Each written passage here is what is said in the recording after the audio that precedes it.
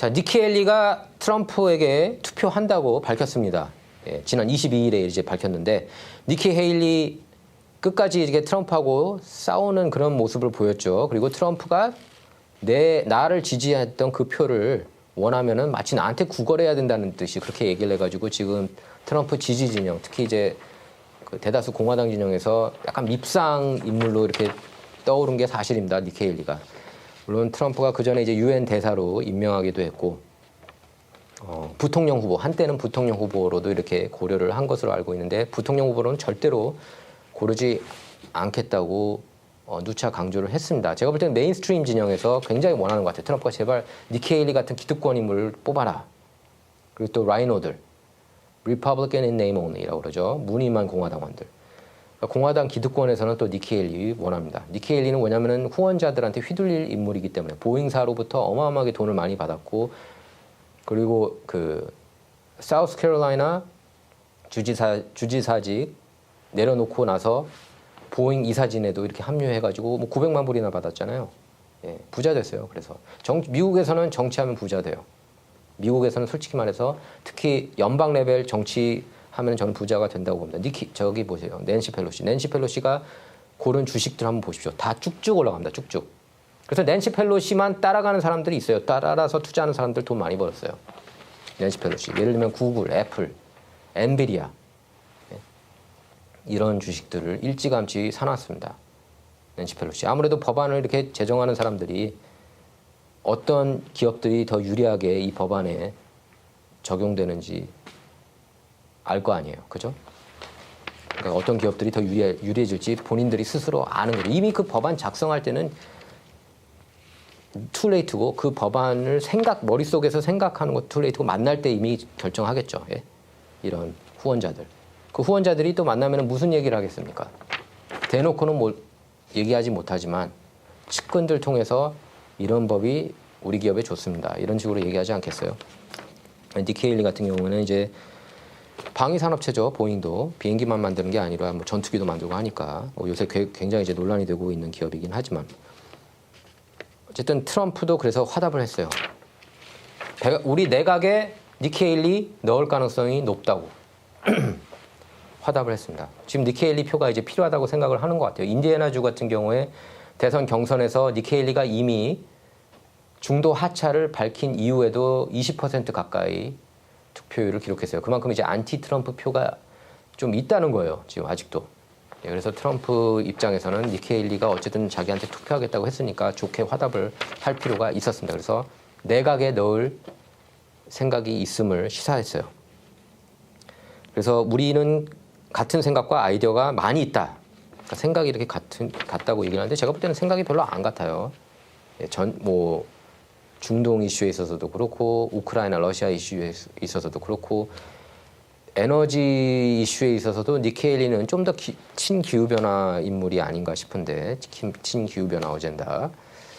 그리고 또 어쨌든 이분은 친기업. 트럼프는 친기업이긴 하지만은 좀 더 이렇게 노동층, 그러니까 레이버 라이트를 좀 더 생각해주는 그런 후보라고 할 수가 있겠습니다. 트럼프 같은 경우는. 사실 트럼프는 노동 이슈에 있어서는 민주당 성향이죠. 예. 그리고 노조를 좀 위하는 그런 편인데 트럼프 같은 경우에는. 그래서 니키 헤일리를 두고서 이렇게 얘기를 했어요. 우리가 굉장히 네스티했다. 굉장히 이렇게 치열하게 어떻게 보면 추잡스럽게까지 싸웠다. 하지만 헤일리는 매우 유능한 사람이다. 이렇게 두둔했습니다. 예. 지난 3월 초에 이렇게 이제 사퇴를 했죠. 근데 이제 최근에서야 트럼프한테 투표를 하겠다고 밝혔고 마치 자기를 부통령으로 택해야 된다는 듯이 그렇게 얘기를 했어요. 내 표 원해? 나를 지지한 표를 원해? 그러면 나를 부통령으로 택해. 이런 식의 이런 발언했는데 그거는 굉장히 이제 트럼프 입장에서는 좀 약간 시건방진 그런 발언으로 느끼지 않았을까 싶고 대다수가 아마 트럼프가 니키 헤일리 같은 사람을 부통령 후보 러닝메이트 그 티켓으로 선택을 했으면은 트럼프 지지 진영 표가 우수수 떨어졌을 거예요. 그럼 트럼프를 지지하는 사람들이 트럼프라는 인물이 좋아서 지지한다기보단 제 주변에 보면 트럼프를 좋아서 지지한다기보단 그 사람은 정책을 좋아하는 거예요. 트럼프 정책을. 예. 트럼프 정책을 지지하는 거지 트럼프 인물을 그냥 좋아해가지고 이 사람이 선택하면 무조건 다 좋아하는 그게 아닙니다. 예. 그러니까 생각이 있어요. 다들 보면 트럼프를 난 무조건 트럼프야라는 사람은 저는 못 본 것 같아요.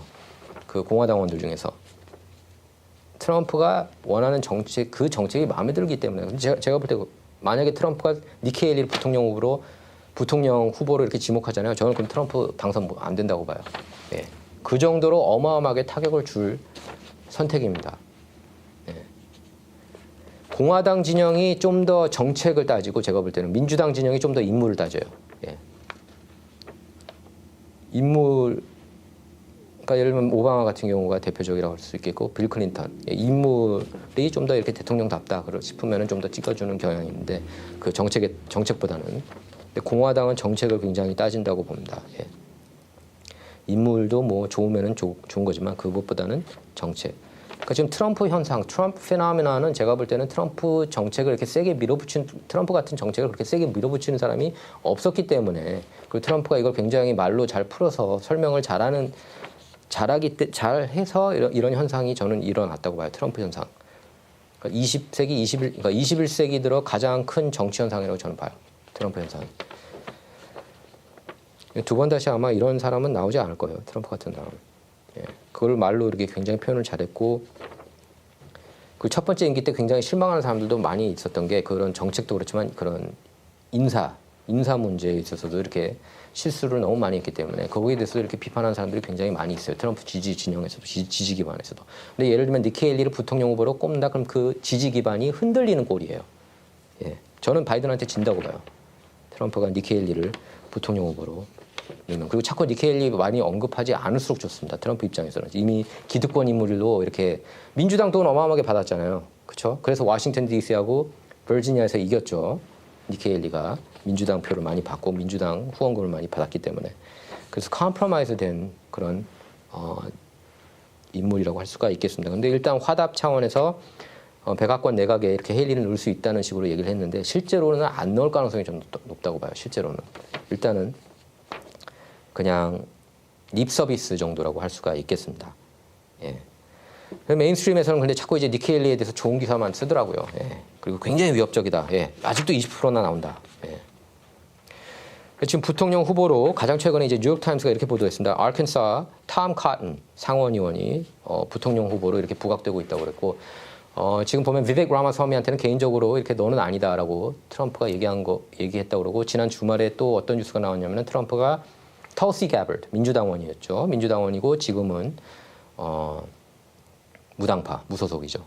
털시 가버드한테도 너는 아니다라고 통보를 한 것으로 그렇게 전해졌어요. 일단 둘 다 힌두교 신자인데 아무래도 좀 타격을 줄 거라고 생각을 한 것 같아요. 트럼프 쪽에서는. 그래서 트럼프가 예를 들어서 기득권 쪽에 이렇게 손을 내밀더라도 니키 헤일리는 아니고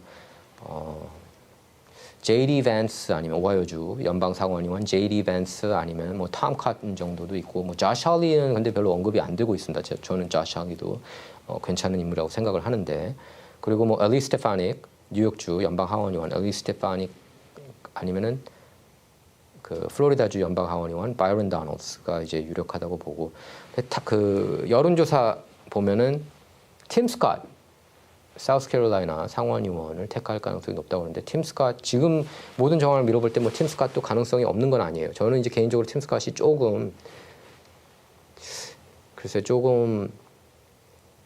이렇게 말할 때 이렇게 연설할 때 이렇게 똑똑하게 들리지 않더라고요. 팀 스콧이 바이런 다널드가 차라리 낫지 않나 싶어요. 제 친구이자 그 대선 후보였던 레리 엘더도 바이런 다널드가 훨씬 더 똑똑하다고 얘기를 하더라고요. 팀 스콧보다는. 네. 팀 스콧이 이제 그 약혼녀한테 그 청혼했잖아요.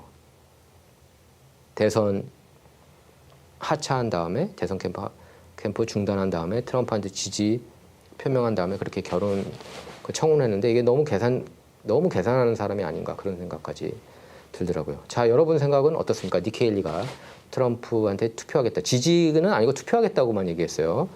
그리고 그러면서도 또 여전히 트럼프는 우리 표를 받기 위해서 노력해야 된다. 그러면서 계속 구걸해야 된다는 식으로 트럼프한테 얘기를 했는데 여러분 생각은 어떻습니까? 여러분 생각이 궁금합니다. 댓글로 달아주시기 바랍니다. 감사합니다.